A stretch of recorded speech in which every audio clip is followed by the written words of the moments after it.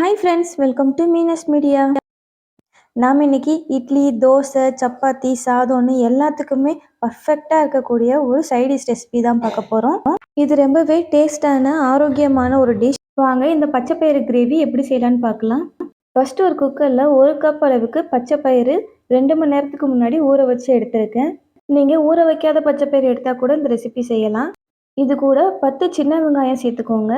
சின்ன வெங்காயம் இல்லாதவங்க ஒரு மீடியம் சைஸ் பெரிய வெங்காயத்தை சேர்த்துக்கோங்க. இது கூட 2 தக்காளி கட் பண்ணி சேர்த்துக்கோங்க.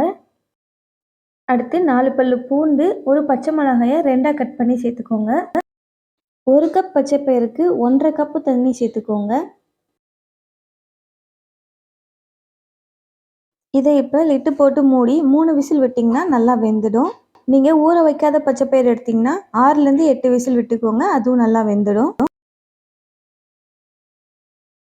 குக்கரில் ப்ரெஷர்லாம் இறங்கினதுக்கப்புறம் ஓப்பன் பண்ணி பார்த்தீங்கன்னா நல்லா வெந்திருக்கும்.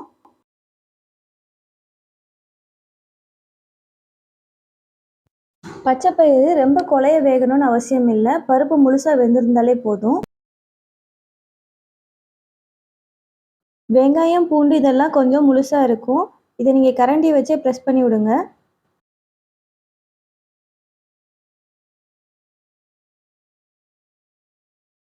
இந்த மாதிரி ரெடி பண்ணி வச்சுக்கோங்க. அடுத்து நாம் இந்த கிரேவிக்கு தேவையான தாளிப்பு ரெடி பண்ணிடலாம். ஒரு பேனில் தாளிப்புக்கு தேவையான அளவு எண்ணெய் சேர்த்துக்கோங்க.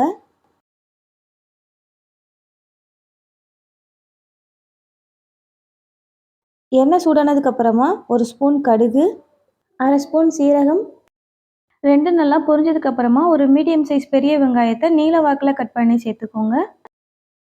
இது கூட கொஞ்சமாக கருவேப்பிலை இலைங்க, 4 பல்லு பூண்டு நல்லா இந்த மாதிரி பொடியாக கட் பண்ணி சேர்த்துக்கோங்க. வெங்காயம், பூண்டு இது ரெண்டும் நல்லா பொரியிற அளவுக்கு வேக விடுங்க. வெங்காயமும் பூண்டும் எந்த அளவுக்கு நல்லா பொரியுதோ அந்த அளவுக்கு இந்த குழம்பு அவ்வளோ டேஸ்ட்டாக இருக்கும்.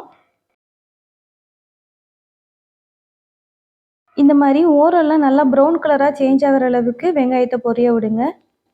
இதில் 1½ ஸ்பூன் குழம்பு மிளகாய் தூள் சேர்த்துக்கோங்க. நல்லா பச்சை வாசனை போகிற அளவுக்கு எண்ணெயிலே வதக்கிக்கோங்க.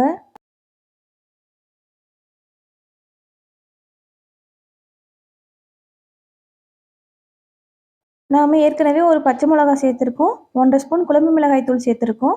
காரத்துக்கு ஏற்ற மாதிரி தனி மிளகாய் தூளும் சேர்த்துக்கோங்க. நான் 1 ஸ்பூன் தனி மிளகாய் தூள் சேர்த்துருக்கேன். இதையும் நல்லா எண்ணெயிலேயே வதக்கிக்கோங்க.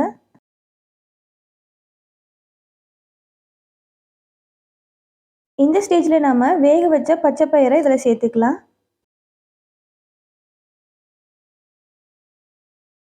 பச்சைப்பயிரெல்லாம் நல்லா மசாலாவோட மிக்ஸ் ஆகிற அளவுக்கு மிக்ஸ் பண்ணிக்கோங்க. இதில் இப்போ நம்ம கிரேவிக்கு தேவையான அளவு தண்ணி ஊற்றிக்கலாம்.